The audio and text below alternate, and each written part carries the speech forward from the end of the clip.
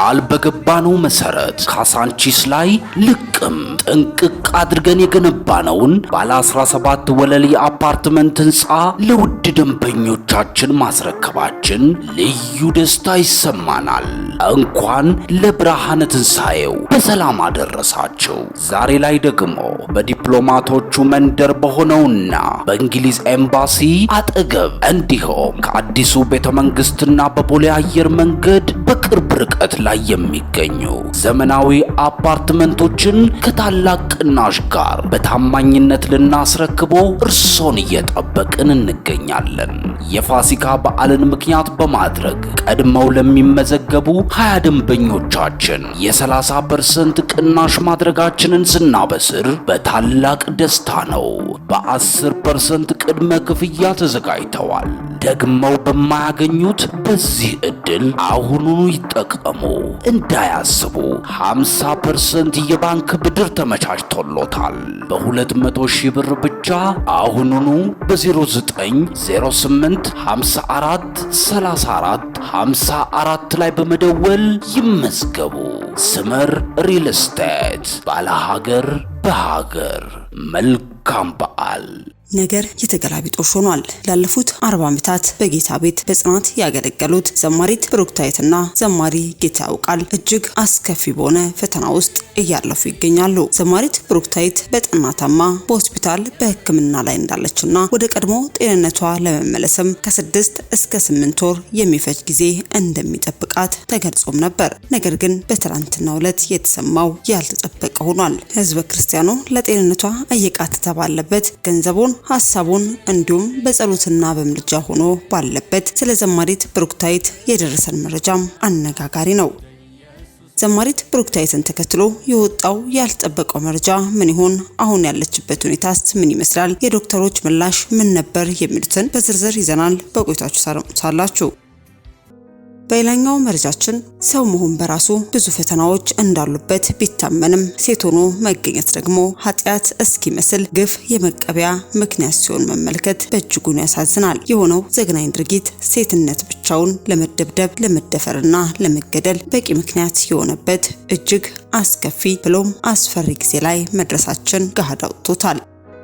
በዕለተ ፋሲካ ለመዝናናት በሚል ከሁለት ሴት ጓደኞቿ ጋር የወጣችው ወጣት በጓደኞቿ ተሽጣ ተደፍራ ተገላለች። ይህ ዜና አይደለም ለወለዱ ወላጆች ቀርቶ ከሩቅ ሆኖ የሰማውን ሁሉ ልብ ያሳዘነ እንዲሁም በእንባ ያራጨም ሆኗል። ከቤተሰቦቿ ጋር በዓልን በሰላም አክብራ ከጓደኞቿ ጋር ዘና ማለት ሐሳብና ምኞት ብቻ የነበራት ወጣትም የቀን ጎደሎ አያድርስ ነውና በሰው ጅብ ተበልታ ተገኝታለች። ጉዳዩን እኛም በዝርዝር ይዘንላችኋል። በቆይታችሁ ሳላችሁ በሌላኛው መረጃችን ሐሰተኛ ነቢያቶች ለሕግ አካል ተላልፈው ተሰጡ። የኢትዮጵያ ወንጌል አማኞች አብያተ ክርስቲያናት ያወጣው መግለጫ እጅግ አስደንጋጭና ያልተጠበቀ ሆኗል። ራሳቸውን ነቢይ በማለት የሚጠሩ በቤተ ክርስቲያን ውስጥ የዘይትና የውሃ ንግድን በሚፈጽሙት ላይም የሕግ እርምጃ እንዲወሰድባቸው አሳልፎም ተሰጥቷል። ካውንስሉ እኚህ ከኛ አቅም በላይ ናቸው፣ መንግስት ስርዓት ያስይዝልን፣ ህግ ያስከብርልን ሲል አሳልፎ የሰጣቸው ነቢያት እነማን ሆኑ? የወጣባቸው መግለጫስ ምን ይመስላል? የመንግስት አካል ምላሽስ ምን ነበር? የሚሉትን በዝርዝር ይዘናል። እንዲሁ በቆይታችሁ ሳላችሁ በስተመጨረሻም እጅግ አስቸኳይ ትንቢታዊ መልእክት ተላለፈ። ቤተክርስቲያን ውስጥ መከፋፈል፣ ቡድንተኝነት ገብቷል። ሰዎች በብሔራቸው ብቻ የሚከፋፈሉበት፣ ሰው እግዚአብሔርን የማይፈራበት፣ በስሙ የሚነገድበት፣ እህቶች የሚጭበረበሩበት ቦታም ሆኗል። ወይ በራዳ አይደላችሁ፣ ወይ ትኩስ አይደላችሁ፣ እግዚአብሔር ሊተፋችሁ ነው፣ ተጠንቀቁ ሲል የእግዚአብሔር ሰው ነብይ አበባየው ከጌታ ተቀበልኩ ያለውን ትንቢታዊ መልእክትም ተናግሯል። ጌታ እግዚአብሔር እንዳልተፋችሁ ተጠንቀቁ ይላል። ቤተክርስቲያን ሆይ ይህን ስሚ በማለትም ለቤተክርስቲያንና ለሕዝበ ክርስቲያኑ በአስቸኳይ ልናደምጠውና ልንተገብረው የሚገባ ካልሆነ ግን ከጌታ እግዚአብሔር ዘንድ የሚመጣብን የቁጣ በትር እንዳለም ተነግሯል። ታዲያ ነብዩ ይህንን ፈጽሞ ካልሆነ ግን ይሆናል ሲል የተናገራቸው ትንቢቶች ምን ይሆኑ? በቆይታችሁ ካንደበቱ ታርሙሳላችሁ። እስከ መረጃው ፍጻሜ አብራችሁን ቆዩ።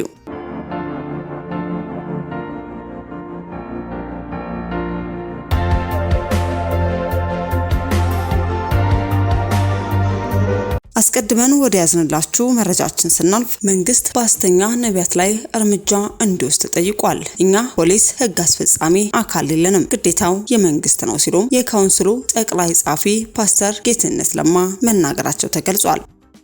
ኢንተርናሽናል ብሎ ታፔላ ለጥፎ ሲንቀሳቀስ ካውንስሉ ለመንግስት ሲጽፍ መንግስት ህግ ማስከበር አለበት፣ የተያዘ መሆን አለበት። በዚህ የ20 ብር ውሃ ላይ እኔ ስለምጸልይበት የ20 ብር ውሃ 500 ብር ገባ። እሱ በእግዚአብሔር ስም መነገድ ማጭበርበር ነው፣ ወንጀልም ነው። ሁለት ነገር ነው። ካውንስሉ አጭበርብረሃል ብሎ ዲሲፕሊን ሲያደርገው ማጭበርበሬን እቀጥላለሁ አልተውም፣ የገቢ ምንጭ ነው ያለንም አለ። በእንጀራዬ መጣችሁ ለቴሌቪዥን የምከፍለው የለኝም፣ ለአየር ሰዓት ይቺን ሽጬ ነው የምከፍለው ብሎናል። ስለዚህ ካውንስሉ እርምጃ ሲወስድ አባላቱ ተባብረው ነው ያን የሚያደርጉት። ስለዚህ አይሆንም ብሎ ንግዱን ሲቀጥል መንግስት ነው ማስቆም ያለበት። ይሄ ህግ ነው። ህግ ደግሞ መከበር አለበት። ለመንፈሳዊ ስርዓትና አስተዳደር የማይታዘዝ ከሆነ መንግስት ህግን ማስከበር አለበት። እኛ ፖሊስ የለንም፣ ህግ ማስፈጻሚ አይደለንም። ልናደርግ የምንችለው ማገድ ነው። ካገድነው በኋላ ንግዴን እቀጥላለሁ ካለ በወንጌላውያን ስም መነገድ አትችልም። በአንድ ቋት ውስጥ እየፈሰሰን ስላለን አንተ በወንጌላውያን ስም እዚህ ምድር ላይ ልትነግድ አትችልም ስንለው ኢንተርናሽናል ነኝ ብሎ ታፔላ ለጥፎ ሲንቀሳቀስ ካውንስሉ ለመንግስት ሲጽፍ መንግስት ህግ ማስከበር አለበት፣ የተያዘ መሆን አለበት። ያ ካልሆነ ካውንስሉ ሲያወግዝ ሐሰተኛ ሰርተፍኬትን ውሰድ እኔ እቀጥልልሃለሁ ይልሃል። ሰርተፍኬቷን በመለሰ ማግስትም ህጋዊ ሰውነቱ ስለሚነሳ ህጋዊ ያልሆነ ሰው ቤት መከራየት አይችልም። ቤተክርስቲያን ወይንም ቸርች የራሱ ቢኖረው ደግሞ ተቋም ሆኖ ተቋም ህዝቡ ተሰብስቦ ገንዘብ መሰብሰብም አይችልም። እነዚህ ህግ ናቸው፣ ስርዓትም ናቸው። ስለዚህ ቤተክርስቲያንን የፈለግነው ልናደርግ እንችላለን የሚል ሐሳቤ ሊኖር አይችልም በማለትም የካውንስሉ ጠቅላይ ጸሐፊ የሆኑት ፓስተር ጌትነት ለማም እንዲህ በማለት ሐሰተኛ ነቢያት እንዲሁም ደግሞ በቤተክርስቲያን ላይ የዘይትና የውሃ ንግድን የሚያከናውኑ ነቢያቶችን ተከትሎ ለህግ አካል አሳልፈው መስጠታቸውን በዚህ መግለጫቸው ገልጸው ተመልክተን እኛም ወደ እናንተ አደረስን። አስከትለን ወደ ያዝንላችሁ መረጃችን ስናልፍ በፋሲካ ዕለት ተደፍራ ተገላ ተገኘች። እንድትደፈር ጓደኞቿ ሁኔታውንም አመቻችተዋል። በቴፒ ከተማ የፋሲካ ዕለት ሴት ጓደኞቿ አሳልፈው የሰጧት ወጣት ወይንሸትም ተደፍራ ህይወቷም አለፈ። ወይንሸት ወዳጆ ትባላለች። ተወልዳ ያደገችው በደቡብ ምዕራብ ኢትዮጵያ ሸካ ዞን የኪ ወረዳ ሾሻ ቀበሌ ቢሆንም ከቅርብ ጊዜያት ወዲህ ግን ቤተሰቦቿ መኖሪያቸውን ቴፒ ከተማ ሰላም ቀበሌ ዳውሮ ሰፈር አድርገው መኖር ጀምረው ነበር። ወይንሸት የፋሲካ ዕለት ከቀኑ 11 ሰዓት አካባቢ ከሁለት ጓደኞቿ ጋር በመሆን ለመዝናናት በሚል ከቤት እንደወጣች ሳትመለስ ትቀራለች። የልጃቸው ቤት ያለመመለስ ያስጨነቃቸው አባት ያለ እንቅልፍ አደሩ። በማግስቱ ግን የሰሙት ዜና ከባድ ሐዘንና ድንጋጤ ውስጥ ከተታቸው። ልጃቸው ወይንሸት ተደፍራ ተገድላለች። ወንጀሉን የፈጸመው በአዲስ ብርሃን ቀበሌ በተለምዶ አሮጌው ቀበሌ ሰፈር ተብሎ በሚጠራው አካባቢ ሲሆን ወንጀሉን መፈጸሙን መረጃው የደረሰው የቴፒ ከተማ ፖሊስም ብርቱ ክትትል በማድረግ ወንጀለኛውን ሾሻ ቀበሌ ውስጥ ሰኞ ምሽት ከተሸሸገበት ስፍራም በቁጥጥር ስር መዋሉን የከተማው ፖሊስም መረጃ ያመለክታል። ይህን አሰቃቂ የወንጀል ድርጊት ፈጽሟል ተብሎ ከተያዘው መሐመድ በሽር ከሚባል ግለሰብ በተጨማሪም ለደፋሪው ተደራድረው አሳልፈው የሰጧት ሁለት የሴት ጓደኞቿም ተይዘው ምርመራ እየተደረገባቸው የሚገኝ ሲሆን ለድርጊቱ ፈጻሚዎችም ጠንካራ ያለ የፍትህ ውሳኔ እንዲሰጥ የከተማዋ ነዋሪዎች እየጠየቁ እንደሚገኝም ተሰምቷል። እኛም በሚዲያችን ስም ለሟች ቤተሰብ፣ ወዳጅ ዘመዶች ሁሉ መጽናናትን ተመኘን።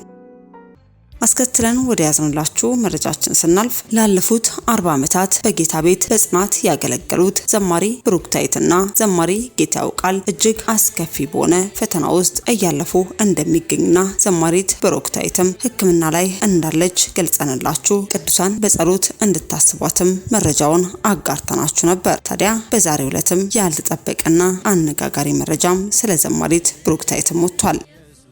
የጻድቃን መድኃኒታቸው ከእግዚአብሔር ዘንድ ነው፣ በመከራቸው ጊዜም መጠጊያቸው እርሱ ነው እንደሚል መዝሙር ምዕራፍ 37 ቁጥር 39 ላይ እህታችን ብሩክታይት በጣም ጥሩ ሁኔታ ውስጥ እንደምትገኝ ደግሞም የምስጋናና የምስክርነት ጊዜ መጪው ቅዳሜ እንደምታከናውንም ተገልጿል። በሰው ዘንድ የማይቻለው በእግዚአብሔር ዘንድ ይቻላል ተብሎ እንደተጻፈ ሐኪሞች ወደ ጤንነቷ ለመመለስ ከ6 እስከ 8 ወር ትቆያለች ብለው ቢናገሩም ጌታ ግን በእነርሱ ቤት ምሕረት አብዝቶ ዳግም በምስጋና እንድትቆም አድርጓታል። ይህ የሁሉም ሰው ምስጋና ነው። ይህ ቤተሰብ ከእግዚአብሔር የተቀበሉትን ሕይወት ለትውልድ ያው እግዚአብሔርን በሕያውነቱ ያስተላለፉ ናቸው። የእነርሱ አገልግሎት በብዙዎች ዘንድ ሕይወትን ዘርቷል። አሁንም ፍጹም ጤና እንድትሆን በጸሎታችሁ ለጌታም አሳስቡት እያልን ስለ ዘማሪት ብሩክታይት በዘማሪ ሳሙኤል አንደበት የተነገረውን ከአንደበቱ እንድታደምጡ ጋበዝን። ሰላም የተወደዳችሁ፣ ባሳለፍነው ሳምንት የታችን ዘማሪት ብሩክታይት አሰፋን የጤና ሁኔታ ይዘን ወደ እናንተ መተን ነበር። በጸሎታችሁና በገንዘባችሁ ደግሞ ሰፖርት እንድታደርጉ ጥያቄ አቅርበንላችሁ ነበር። እግዚአብሔር አምላካችን ቸር ስለሆነ ጸሎትን የሚሰማ ደግሞም ሰምቶ የሚመልስ አምላክ ስለሆነ ሰርጀሪ ካደረገችበት ቀን ጀምሮ ዶክተሮች እንዳሉት ሳይሆን እኛም እንደጠበቅነው ሳይሆን በእግዚአብሔር ቸርነት አስደናቂ የሆነን ለውጥ በጤናዋ እያየን እንገኛለን። ለዚህ ሁሉ ደግሞ እግዚአብሔር ክብሩን ይውሰድ። በዚህ ሳምንት የተደረጉ ትልልቅ ተአምራቶች አሉ። ከነዚህ መካከል ረጅም ጊዜ ፈጅባታል ተብሎ ይጠበቅ የነበረው የስፒች ቴራፒዋ ሙሉ በሙሉ የመናገር ችሎታዋን በዚህ ሳምንት አስመስክራለች። ይህን እንድታደርግ የረዳት እግዚአብሔር የተመሰገነ ይሁን። ከዚህም በመነሳት የፊታችን ሚያዝያ 10 ከ2 ሰዓት ተኩል ጀምሮ በኤልሻዳይ ቲቪ ላይቭ የምስጋና ፕሮግራም እናደርጋለን። በዚህ ፕሮግራም ታዲያ ራሷ እህታችን ዘማሪት ብሩክታይት አሰፋ በራሷ አንደበት ያለፈችበትን ሁኔታ እግዚአብሔርን እያመሰገነች ምስክርነቷን ትነግረናለች። ሌላው በዚህ ሳምንት ያየነው የሚያስደንቅ ተአምራት የቅዱሳን ፍቅር ነው። በተለያየ ዓለም ሆናችሁ በጸሎታችሁ፣ በገንዘባችሁ፣ በተለያየ የመስጫ መንገዶች ፍቅራችሁን የገለጻችሁ ሁሉ እግዚአብሔር ይባርካችሁ ልንላችሁ እንወዳለን። በጎፈንድሚ ብቻ 2399 ሰዎች ባደረጉት ዶኔሽን ሙሉ በሙሉ የሕክምና ወጪዋን ከቨር መደረጉ ስንነግራችሁ በታላቅ ደስታ ነው።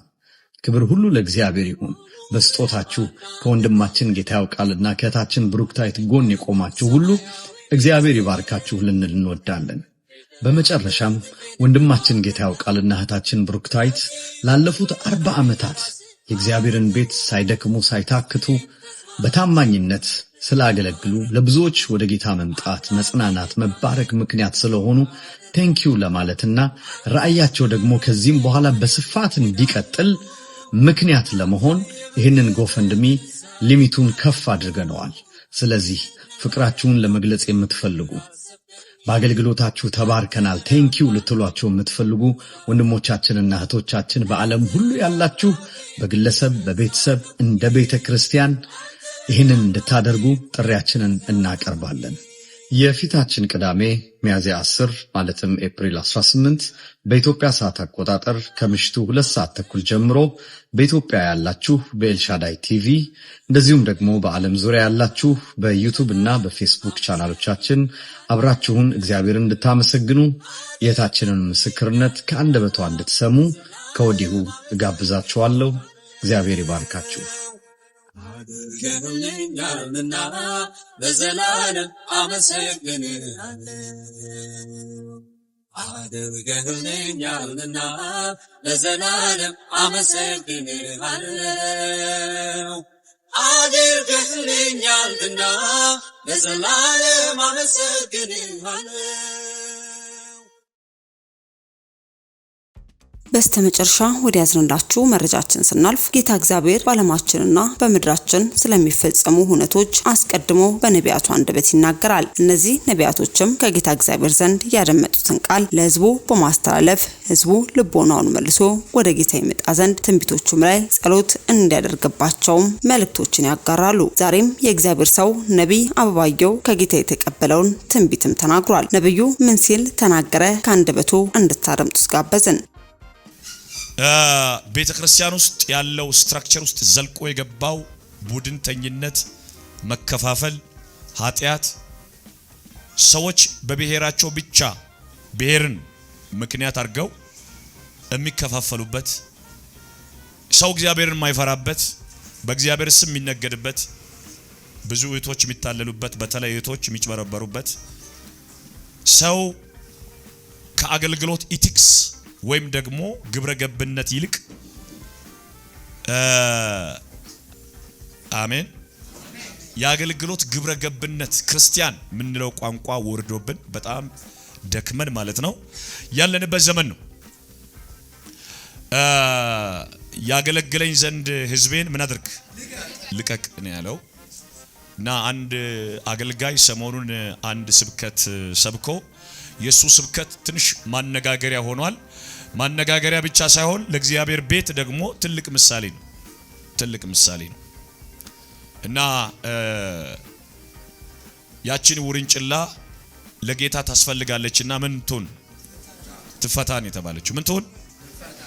እኛ በእግዚአብሔር ቤት ላይ ያለን በስንት ነገር ነው የታሰርነው። በስንት ነገር ነው የታሰርነው በእግዚአብሔር ቤት እያለን ማለት ነው። በጣም ስሜታዊ ነን፣ በጣም እልከኛ ነን፣ በጣም አስቸጋሪ ነን፣ ከሚነፍሰው ንፋስ ጋር ምንበርነን። እና ዮሐንስ ራእይ ላይ ትላንት ስንማር እንደነበር ነው ወይ በራድ አይደለህ ወይ ትኩስ አይደለህ ከአፌ ምን ላረግ ነው ልተፋህ ነው። ወይ በራድ አይደለህ ወይ ደግሞ መሃል ላይ ነው። እና ትላንት ስንማር እንደነበር ነው ማለት ነው። እዚህ ስንመጣ እንሰብካለን፣ እንዘምራለን። እዛ ስንመጣ እንዘፍናለን። እዚህ ስንገኝ እንጾማለን። እዛ ስንወጣ እናማለን። እዚህ ስንመጣ በጣም በቃ መላእክት እንመስላለን። እዛ ውጪ ደግሞ ስንታይ የአጋንንት መከማቻ ነን።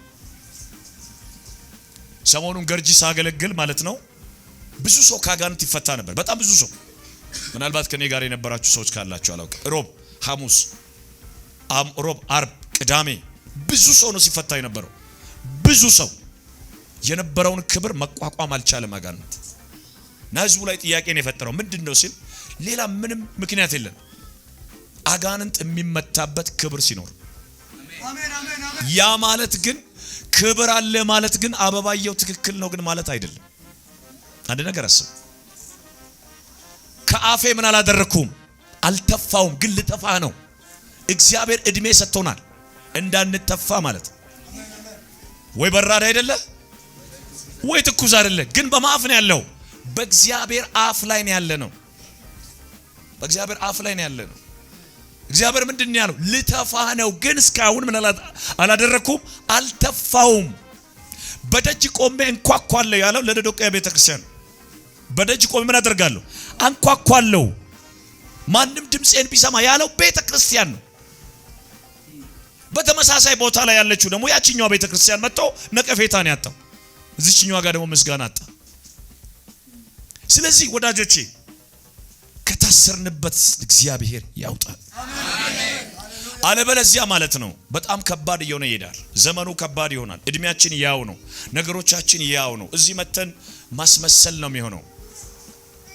እና ጌታኮ ፍሬ ፍለጋ ወደዛች ዛፍ ወደዛች ቅጠል በሩቅ ወደ ምታበራ ወደ ደስ ምትል አረንጓዴ ወደ ሆነች ወደ ለመለመች ሲመጣ ሊበላ ፍሬ ፈልጎ ነው የመጣው። አጠገባችሁ ያለው ሰው እግዚአብሔር ፍሬ ይፈልጋል ብሎ አሜን። እግዚአብሔር አይሸወድም በሉት አሜን። እና ፍሬ ፈልጎ ሲመጣ ግን ፍሬ ይላት ረገማት ይላል ወዲያው። የመረገም ኑሮ እግዚአብሔር ከኛ ህይወት ላይ ይውሰደው። አጠገባችሁ ያለው ሰው አዘና የመረገምን ህይወት እግዚአብሔር ከኛ ህይወት ላይ ይውሰደው ብሎ አሜን። ጫዋቹ አሜን በሉ። ጌታ እኮ መጥቶ ማለት ነው ሲያየን ፍሬ ከሌለኮ እግዚአብሔር ይረግማል። የማስመሰል ህይወት እንመስላለን እንጂ ግን የለንም። ክርስቲያን እንመስላለን ግን ክርስቲያን አይደለም። እኔ አንዳንድ ካውንስል ሳደርግ እኮ ጨክኜ ነው ካውንስል ማደርገው። ሊያሳስቱ የሚመጡ ሰዎች አሉ። ጸጥ በየ ድርግም ፊቴን ኮስተር አድርጌ ሳቅ የለም። ለምን? ስፒሪቱን እየወጋው አውቀዋለሁ። ብዙ ዘመን ለረጅም ለ22 ዓመት ሳገለግል ካውንስል ይመጣል። ብዙ ሴቶች ይመጣል፣ ብዙ ወንዶች የተለየ መንፈስ ይዘው ይመጣሉ። ከዛ ጋር አይሳቅም። ጨክነን ጥሪያችን አይተን ይሄ መጽሐፍ ከኛ የተነሳ እንዳይነቀፍ ትውልድ ወደሚፈልገው አይነት መምራት ሳይሆን ትውልድን እግዚአብሔር ወደሚፈልገው መምራት። አሜን አሜን አሜን ጮኻችሁ አሜን። አንድ ሰው እንደዚህ አለ፣ አበባ አዲስ አበባ ላይ ያሉ ነቢያቶች መካከል ያንተ ስም በክፋት አልተወራም አለ። ለምን ይወራል? ለምን ይወራል? ጮኻችሁ አሜን። ለምን ይወራል? አንዳንዶቹ ሲጠየቁ ስላንተ አስተያየት አዎ ደህና አገልጋይ ነው አለ። አዎ አለን ቤት ባንገዛም አለን። ቤት ባንገዛም አለን። እሱኛውን ፓርት አንፈልገውም። ኢየሱስ ግን በእናንተ ውስጥ ይሳል። ተገባችሁ ያለው ሰው ባንተ ውስጥ ኢየሱስ ይሳል በሉ እስቲ። ተራ ከሆነ ካሸበረቀ ከሚጠፋ ህይወት ጌታ ያውጣ። ተገባችሁ ያለው ሰው አዝና እድሜ እንዲቀጥል ትፈልጋለህ ወይ በሉ እስቲ። እግዚአብሔር አይኖችሽን ይግለጠው። እግዚአብሔር አይኖችህን ይግለጠው። ከቆሸሸ ህይወት ነፃ ለማውጣት ኢየሱስን መፍራት፣ ዘረኛ ከመሆን ኢየሱስን ማየት፣ ከነገድ ከቋንቋ የዋጀን ኢየሱስ እሱ ደግሞ አይጥለንም። አሜን ነው። ሰላም ነው። ሰላም ነው። ስለዚህ ደግማችሁ ያዙና ጌታ ኢየሱስ ይፍታ በሉ እስቲ አሜን። እኔ ሰሞኑን አንድ ሰው ለኔ መልእክት ሊናገር ሲመጣ እኔ ደግሞ ለሱ መልእክት ነገርኩ። ሰውየው ለኔ መልእክት ሊናገር መጣ፣ እኔ ደግሞ ለሱ ነገርኩት። ጮኻችሁ አሜን። ከሰማው በኋላ መልእክቱ ደስ ይላል፣ ግን መልእክቱ ትክክል አይደለም። መልእክቱ ምንድነው? ደስ ይላል፣ ግን መልእክቱ ምን አይሆን? መልእክት ስለመጣ አይበርደንም፣ አይሞቀን። የጠራን ዋናው ኢየሱስ ይበልጣል። ግዴላችሁም ጮኻችሁ አሜን በሉ። መልእክት ስለመጣ አይደል፣ ቢመጣም ባይመጣም በደሙ የዋጀን ኢየሱስ ይበልጣል።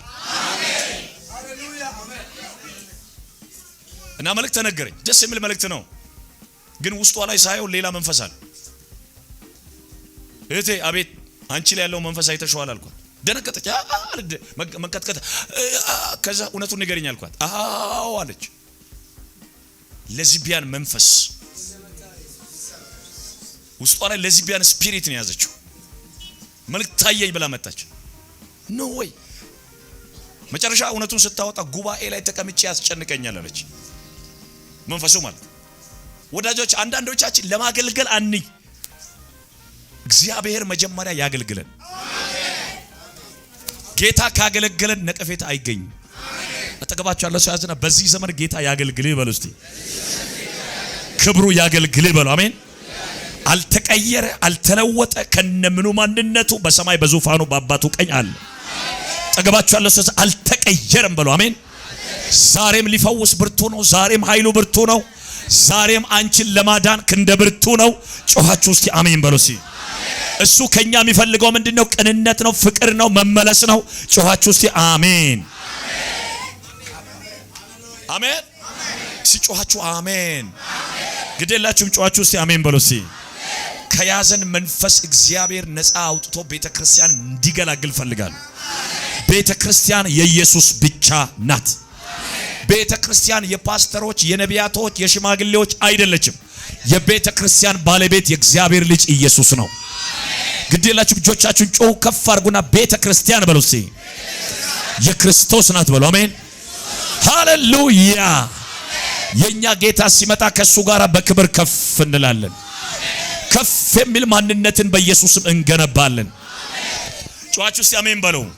ማቴዎስ ወንጌል ምዕራፍ 12 ከቁጥር 30 ላይ እንደዚህ ይላል፣ ከኔም ጋር የማያከማች ይበትናል። ጮኻችሁ አሜን። ከኔ ጋር የማያከማች ምን ያደርጋል? ይበትናል። ስለዚህ እላችኋለሁ ኃጢአትና ስድብ ሁሉ ለሰዎች ይሰረያል፣ ነገር ግን መንፈስ ቅዱስን ለሰደበ አይሰረይም። ጮኻችሁ አሜን። እስቲ ጮኻችሁ አሜን በሉ። ከኔ ጋር ያልሆነ ይቃወመኛል፣ ከኔም ጋር የማያከማች ይበትናል።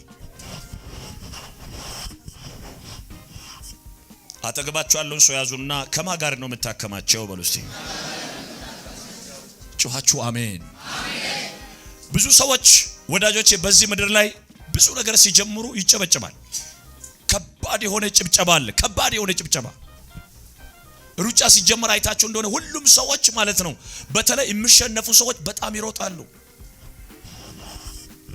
የሚሸነፉ ሰዎች ናቸው ከኔ ጋር ወደዚህ የሚሸነፉ ሰዎች አይታችሁ እንደሆነ ሲጀምሩ የሚሮጡት ሩጫ ከአቅም በላይ ነው። በቃ አሸነፈ እስከሚባል ድረስ ማለት ነው። አሸነፈ እስከሚባል ድረስ ከዛ በኋላ ትንሽ እየሄደ እየደከመ ወደ ኋላ እየቀረ ይላል። መጨረሻ ላይ ያልታሰበው ያልተገመተው ያሸንፋል። በመጀመራችን አይግረመን፣ እግዚአብሔር እንድንጨርስ ጸጋ ይስጠን። አጠገባችሁ ያለው ሰው አዝና በመጀመሪያ በሉ እስቲ አትገረም በሉት። የእግዚአብሔር ጸጋ ይብዛል በሉት። እግዚአብሔር ያስጨርስ በሉት። አሜን። ሲጮሃችሁ አሜን በሉ። እግዚአብሔር ምን ያድርግ? ያስጨርስ። እግዚአብሔር ያስጨርስ። ጮሃችሁ አሜን አሜን። ደግሞ ጸጋ ሰጥቶ የኛ ጌታ ያስጨርሳል አይደል? ምንድነው ያለው ቤተክርስቲያኗን ሲናገር? እስከ ሞት ድረስ ምን ሁኚ? ታመኚ። እስከ ሞት። ሰይጣን ከናንተ መካከል የተወሰኑትን እስር ቤት ሊያስገባ ይችላል። እስር ቤት ሊጥላችሁ ይችላል ሰይጣን። ግን እስከ ሞት ድረስ እስከ መጨረሻ ድረስ ዛሬ ኢየሱስ ጌታ እንዳልከው እስከ መጨረሻ ታመነው። አጠገባችሁ ያለው ሰው አዝና ኢየሱስን መታመን በሉ እስቲ። በደስታ ጊዜ ብቻ አይደለም በሉ እስቲ። ቤተክርስቲያንም ብቻ አይደለም በሉ እስቲ። እስከ መጨረሻም ኢየሱስ ካንተ ጋር አለ። ሃሌሉያ። አጠገባችሁ ያለው ሰው ያዙና ቢሆንም ባይሆንም በሉ እስቲ። ቢሳካም ባይሳካም በሉ እስቲ። ሃሌሉያ። ወንጌል ክብር በእኛ አለ። ስለዚህ ደግማችሁ ያዙና ለዚህ ወንጌል በሉ እስቲ፣ ለዚህ እውነት በሉ እስቲ የታመንክ እንድትሆን እግዚአብሔር ይርዳ። መታመን በቤታችሁ ዛሬ ይወለድ። መታመን ዛሬ በነገራችሁ ይታው። ለመጨረሻ ጊዜ ያዙና እንደዚህ በሉ፣ የማይወሰድ ሰላም እኮ ተሰጥቷል በሉ። ኢየሱስ ክርስቶስ ማለት የሰላም ሁሉ ባለቤት ነው። ኢየሱስ ክርስቶስ ማለት የእረፍት ሁሉ ባለቤት ነው። ኢየሱስ ክርስቶስ ማለት የክብር ሁሉ ባለቤት ነው። ወዳጆቼ የሁሉ ባለጠጋ ሆኖ በጌታ ዘንድ ድሃ ከመሆን አሜን አሜን። የሁሉ ሀብታም ተብሎ ውጪ ሲታይ ግን በእግዚአብሔር አካውንት ሲታይ ባዶ ነሽ። ሎዶቅያ ቤተክርስቲያን እስኪናት ሁሉ አለኝ፣ የሁሉ ሀብታም ነኝ፣ ምንም አይጎለኝም፣ እስከ አፍንጫዬ ገንዘብ አለ፣ እስከ አፍንጫዬ ቤት አለ፣ እስከ አፍንጫዬ ሁሉ አለ፣ ባለጠጋ ነኝ ስትል እግዚአብሔር መጣና የሁሉ ድሃ ጎስቋላ ልብስ የሌለሽ እግዚአብሔር አለ። ያችኛውን ቤተክርስቲያን ደግሞ ድሃ ምስኪን ምንም የሌላት ንብረታቸውን እንኳን ምን ተደርገው ተዘርፈው ባሉበት ቦታ ላይ መጣና እንደዚህ ያለ አንቺ ባለጠጋ ነሽ። ሰው እንደሚያይ እግዚአብሔር አያይም። አጠገባችሁ ያለው ሰው አዝና ሰው እንደሚያይ እግዚአብሔር አያይም በሉት። ሃሌሉያ። ምንድነው ያለው? አንዳንድ ሰዎች ጌታ ሆይ የኔን ውጊያ፣ የኔን ዋጋ መክፈል፣ የኔን ብቸኝነት፣ የኔን ነገር አታይም ወይ የምትሉ ሰዎች እግዚአብሔር መጥቶ ለዚህ ቤተክርስቲያን እንደዚህ ያለው አይሻለው፣ ስትገፊ አይቻለው። አይሁድ ነን የሚሉ ግን የሰይጣን ማህበርተኞች አሉ። የነሱንም ስድብ ቢሆን በጆሮዬ ሰምቻለሁ። ሰብሰብ ብለው ስላንቺ ያወሩትን ወሬ ሁሉ እኔ ያውቃለሁ። ላንቺ ግን ምን አለ? የድል አክሊል አለኝ። እስከ መጨረሻ ጽኚ። ሃሌሉያ። አጠገባችሁ ያለው ሰው እግዚአብሔር የማያይ አይምሰል ይበሉ። አሜን። እግዚአብሔር የማይመለከት አይምሰል ይበሉት። አሜን። እግዚአብሔር ሁሉንም ነገርህን ያያል። እግዚአብሔር መገፋትሽን ይቆጥራል። እግዚአብሔር ሐዘንህን በሰማይ ሆኖ ያያል። አሜን። እስቲ ጮኻችሁ እግዚአብሔር ያያል በሉ እስቲ። የምታደርገውን የምትሰጠውን ለእግዚአብሔር ቤት የምትጸልየውን የሚሆነውን ሁሉ በሰማይ ሆኖ የሚመለከት ጌታ አለ። ስለዚህ አጠገባችሁ ያለው ሰው ከማ ጋር ነው እንግዲህ የምትሰበስበው በሉ እስቲ። ከማ ጋር ነው የምታከማቸው በሉ እስቲ። ከእግዚአብሔር ጋር የሚያከማች አይበተንበትም።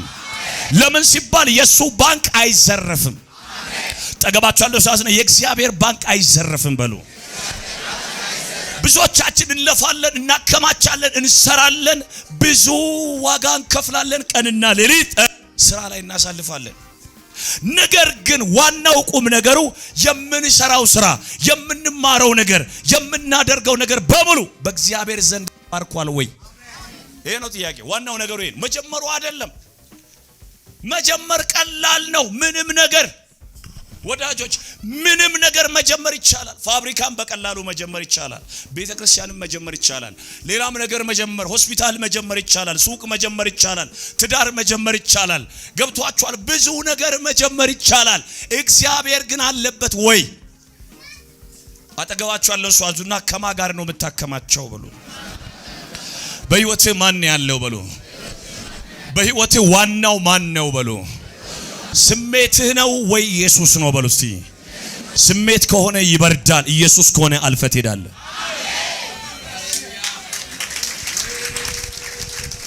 ስሜት ከሆነ አንድ ቀን ይፈርሳል። ኢየሱስ ከሆነ ግን በማይሆን ነገር መካከል ያሻግራል። ገፋ አድርጉና አጠገባችሁ ያለ ሰው አዙና ከማ ጋር ነው የምታከማቸው? ከማ ጋር ነው የምታከማቸው? ሃሌሉያ። አንድ ነገር ልንገራችሁ፣ የቤታችሁ ራስ ማን ነው? ክርስቶስ። ጮኻችሁ አሜን። የሥራችሁስ አንደኛ ማን ነው? የትዳራችሁ አንደኛ ማን ነው? ይሄን ጠይቁ። አጠገባችሁ ያለ ሰው መናገር ሳይሆን የልብ ጉዳዩ። ባለፈው አስተምሬያችኋለሁ። እዚህ መናገር ማለት ሰው ኢየሩሳሌም ብቻ አይደለም። ከኢየሩሳሌም ወጥተው ሲሄዱ ኤማውስም ላይ ተቀምጦ ማውራት ይቻላል። is not about talking። ክርስቲያኒቲ ማለት ማውራት አይደለም። አሁን በዚህኛው ዘመን ክርስትና የሚመስለው ከውጪ ያለ ማሸብረቅ ማለት ነው፣ ውስጡ ተዘርፎ። ነህምያ እኮ ትልቁ ችግር ቤተክርስቲያን እያጠራ ሲመጣ በሙሉ ቤተክርስቲያኑ ተበላሽቷል። ምንድነው ሲል ቤተክርስቲያን ላይ ዓለማውያን አሉ። ጦቢያ ሰንበላት ቤተክርስቲያን ላይ ገብቶ ተቀምጧል። መግባት የሌለባቸው ሰዎች ማለት ነው። ዛሬ አንድ ነገር ልንገራችሁ። ቤተክርስቲያን ቆይ እከሌ ገንዘብ ካለው ማለት ነው 50 ሺህ ብር ከሰጠ ፓስተር ብሎ ለኤምባሲ ለመጻፍ ወደ ኋላ ይላል አይልም። ነክተዋል እኮ አሁን ኤምባሲ ላይ፣ አሜሪካ ኤምባሲ፣ አውሮፓ ኤምባሲ ነክቷል። እዚህ ቸርች ግን አልሰጠን፣ ለማንም አንሰጥ። ፓስተር ካለው አትሆንም። በቃ አለቀ። ስርዓት ጮሆ አሜን ግዴለ ይላል እኮ በቀላሉ። ብር ካለው ምን ያደርጋል? በቃ እንትን ነብይ ነኝ ብሎ አጽፎ ሄዳል ኤምባሲ።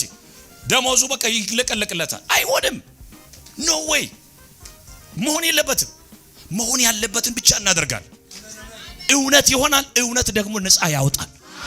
አውቃለሁ። እውነት ዋጋ ያስከፍላል። እውነት ዋጋ ያስከፍላል። የእውነት አገልግሎትም ዋጋ ያስከፍላል። ግን እውነት ያለው ቦታ ግን አይጠፋም። ምን ነው ጩና አሜን በል። ግዴለም ከገባ ጩና አሜን በል። አጠገብ ያለው ሰውና ለእውነት ዋጋ ክፈል በሉ። አሜን። ለእግዚአብሔር ቤት ዋጋ ክፈል በሉት። አሜን። ነገር እየደበዘዘ ቢመስልም እግዚአብሔር አንድ ቀን ከፍ ያደርጋል።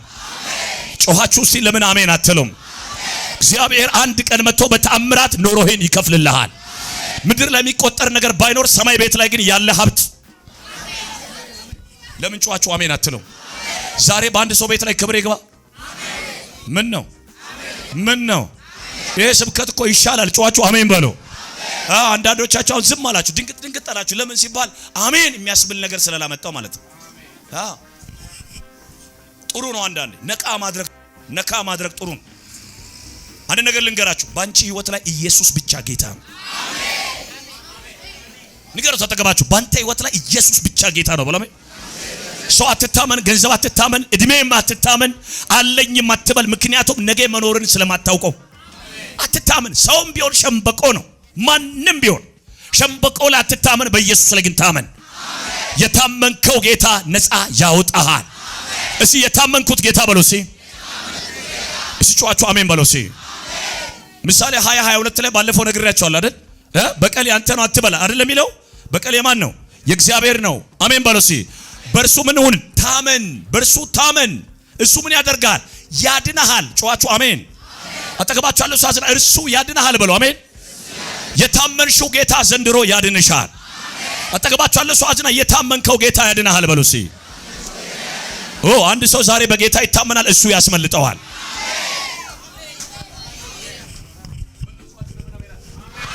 በኢየሱስ ስም አዲስ አበባ ላይ የመጣ አተራማሽ መንፈስ ይሰበራል። ወንጌልን በስርዓት እንዳትከተሉ የሚያተራምስ መንፈስ የተሰበረ ይሆን። ከክፋት ጋር የተቀላቀለ መንፈስ ዘንድሮ ከቤታችሁ ይወገድ። ተቀባችሁ ያለው ሰዓት ነው ይወገድ በሉ አሜን። ተራ የሚያደርግ መንፈስ በጌታ በኢየሱስ ስም የተመታ ይሁን። እኔ አንዳንዴ ሰዎች ማከለ የሚገርመኝ ማለት ነው ጫዋቹ አሜን። አንዳንዴ ኦርጋኒክ ፉድ የሚባለው አለ። ኦርጋኒክ ማለት ሙሉ ለሙሉ ፋብሪካ ያልገባበት ምን ፈርቲላይዘር ያልገባበት ንጹህ ከምን ያለ እንትን ምናምን ይወጣ ደስ የሚል ምግብ አሜን በሉ። ያ ምግብ ውድ ነው ግን ቶሎ አያሳድግም። ማዳበሪያ ደግሞ ያለው አለ ወዲያውኑ በአንድ ወር ሰማይ የሚያደርስ ማለት። አንዳንድ ሰዎች አንድ ወር ሳይሞላቸው እግዚአብሔር ቤት መጥተው አገልግሎት ስጠኝ እንደሚሉ ማለት አገና እኮ አንድ ወር አልሞላው አገልግሎት ስጠኝ በቃ ነብይ ወጣ ሊፈነዳ ነው። ኧረ ተረጋጋ። ኢየሱስ እንኳን 30 ዓመት ሆኖ ነው ያገለገለው። አገልግሎት ሲጀምር ኢየሱስ ስንት ዓመት? 30 ዓመት። አዎ በቃ ሊፈነዳ ዋጠራ አይፈነዳም። ሰው ስራታል ወጋል ምናልፍበት ጎዳናል የሚታይ ነገራል ብዙ ነገር ይታያል። ዘልቀን ለመሄድ የሚያፈጥን ሳይሆን ዋናው ኢየሱስ ከኛ ጋር ካለ አላፊዎች ነን። አሜን። ጥግባቸው ያለው ሲያዝና ያንተ ነገር ባይፈጥንም በሉ ጠፋ ማለት አይደለም በሉ። ኢየሱስ ራሱ 30 ዓመት ምድር ላይ ጸጥ ብሎ አሜን ዝም ብሎ ነው የተማረው። ጫዋቹ አሜን በሉ። ነገር ግን ያንተ ዘመን ይመጣል። ጥግባችሁን ለመጨረሻ ጊዜ ያዙና ከማጋር ነው የምታከማቸው በሉ እስቲ። ጫዋቹ አሜን በሉ እስቲ። ቃል በገባነው መሰረት ካሳንቺስ ላይ ልቅም ጥንቅቅ አድርገን የገነባነውን ባለ 17 ወለል የአፓርትመንት ህንፃ ለውድ ደንበኞቻችን ማስረከባችን ልዩ ደስታ ይሰማናል። እንኳን ለብርሃነ ትንሣኤው በሰላም አደረሳችሁ። ዛሬ ላይ ደግሞ በዲፕሎማቶቹ መንደር በሆነውና በእንግሊዝ ኤምባሲ አጠገብ እንዲሁም ከአዲሱ ቤተ መንግስትና በቦሌ አየር መንገድ በቅርብ ርቀት ላይ የሚገኙ ዘመናዊ አፓርትመንቶችን ከታላቅ ቅናሽ ጋር በታማኝነት ልናስረክቦ እርሶን እየጠበቅን እንገኛለን። የፋሲካ በዓልን ምክንያት በማድረግ ቀድመው ለሚመዘገቡ 20 ደንበኞቻችን የ30% ቅናሽ ማድረጋችንን ስናበስር በታላቅ ደስታ ነው። በ10% ቅድመ ክፍያ ተዘጋጅተዋል። ደግመው በማያገኙት በዚህ እድል አሁኑኑ ይጠቀሙ።